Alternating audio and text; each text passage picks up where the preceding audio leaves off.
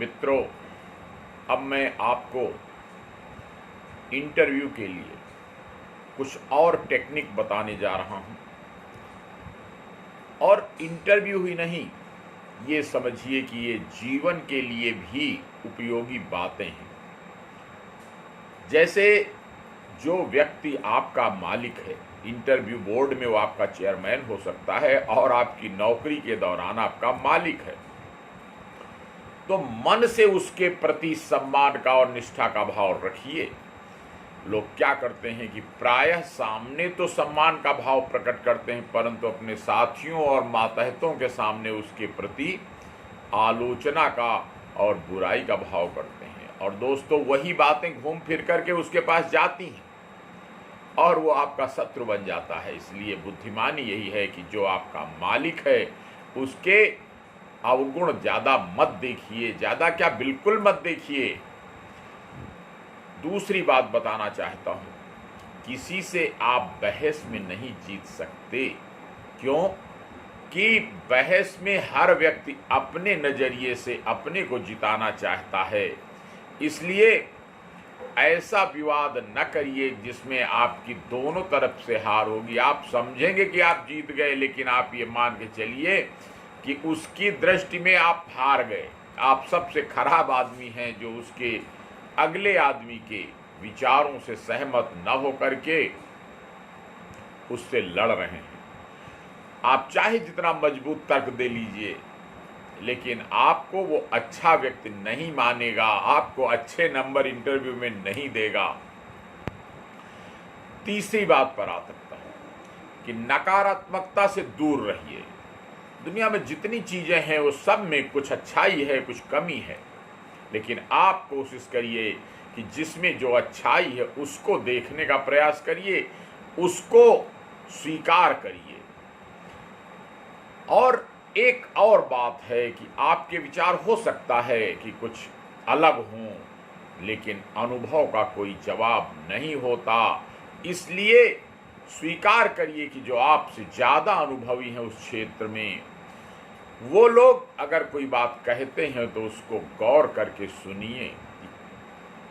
इतना ही नहीं, हो सकता है कि आपको कोई लोग नापसंद हो, तो उनसे लड़ने के बजाय यथासंभव दूर रहिए। आपकी अपनी दुनिया है, उनकी अपनी दुनिया है, लेकिन ये जरूरी नहीं है कि आप तीर धनुष लेकर के चल रहे हैं कि कहाँ कौन मिल जाए जो मेरे विचारों का नहीं है, उससे मैं उसके ऊपर मैं फायर कर दूं, उसके ऊपर तीर चला दूं।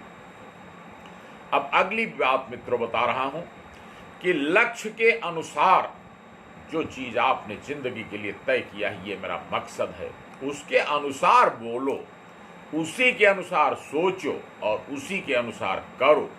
नहीं तो क्या होगा कि आपका लक्ष्य कुछ और है और तात्कालिक भावना कुछ और आ गई, तो आप बुद्धिमान नहीं है। फिर अगर आप भावना के वशीभूत कुछ और बोल गए तो उससे आप अपने लक्ष्य के प्रति करीब नहीं जाएंगे, दूर हो जाएंगे।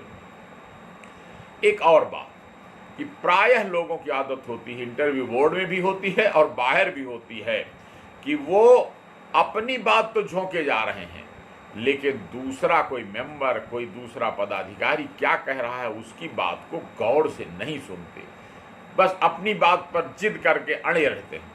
उसका परिणाम होता है कि आप चाहे जितने अच्छे तर्क और चाहे जितना अच्छा ज्ञान का बखान कर रहे हों, लेकिन दूसरे लोग आपसे खुश नहीं होते, क्योंकि आपने उनकी अंतरात्मा को, आपने उनके ईगो को, अहम को चोट पहुंचा दी है।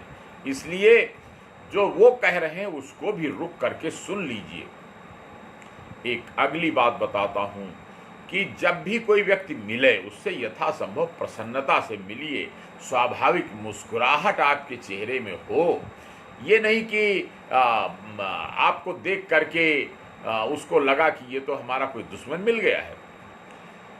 एक अगली बात बताता हूं कि हर व्यक्ति को अपने नाम में बड़ा इंटरेस्ट होता है, उसको सम्मान के साथ बोलिए।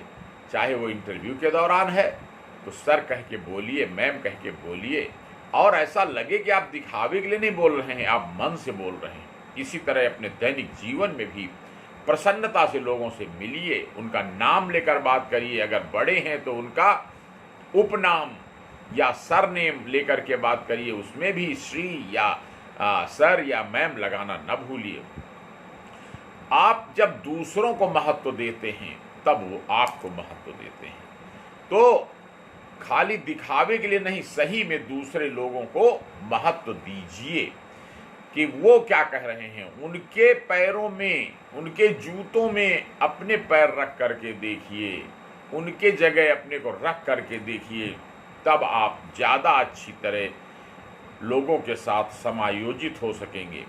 अगर कोई गलती हो गई है तो ये ना सोचिए कि आप स्वीकार कर लेंगे तो उससे आपका कद छोटा हो जाएगा। कोई गलती हो गई है तो तुरंत उसको, ओ आई एम सॉरी सर, मुझसे ये चूक हो गई थी, लेकिन बाद में मुझे आपसे सुन करके ये समझ में आया कि नहीं, आप सही कह रहे हैं।